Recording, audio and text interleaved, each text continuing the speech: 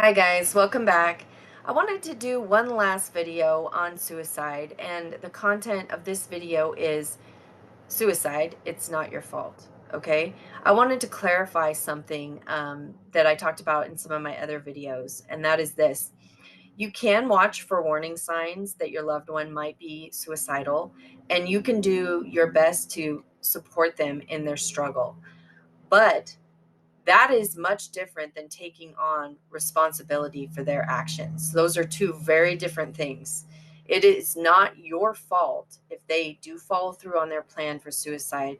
That's not your fault. You can't take that on. All you can do is support them in their struggle. But when it comes down to it, it's that person's choice.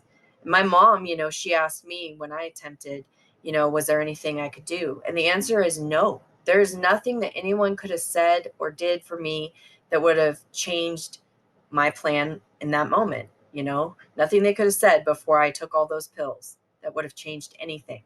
And I know, as someone that's a survivor of suicide, it was 100% my choice. It wasn't anybody else's fault. It was my choice. I made that decision. And I just want to make it clear to all of you out there that have suffered a loss that you are not responsible for their death, okay? It's not your fault. I want to make that very, very clear. It's not your fault. So don't take on that guilt. Don't do that to yourself, okay?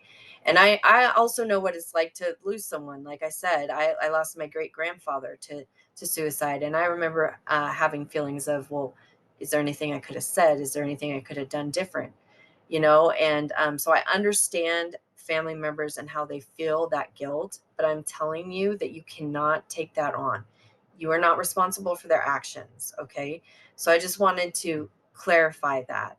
um, I also wanted to give you guys some resources on how to deal with grief if you've lost someone to suicide. There's a lot of resources out there. I looked up a couple myself. There's something called the Alliance of Hope, and it's a website, and it's for suicide loss survivors, and they provide online healing support. So make sure to check that out. There's also the American Foundation for Suicide Prevention website that has a lot of information, and they have a search bar where you can search for a grief support group in your area.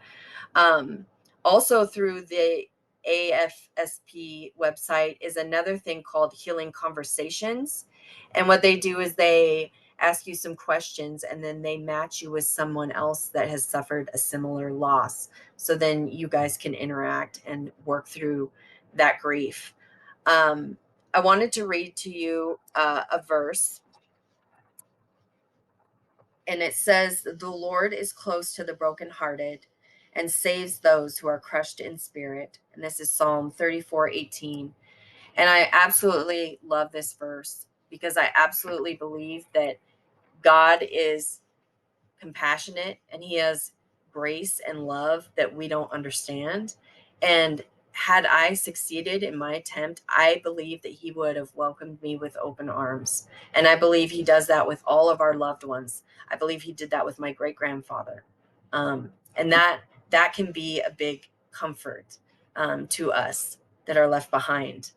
Um, I also wanted to say another quote that it's an unknown person, so I don't know who said it, but it says, "Grief is the last act of love we have to give to those we loved. Where there is deep grief, there was great love." So I just want to say, let it hurt and then let it heal. You are not alone. Take care, guys, okay?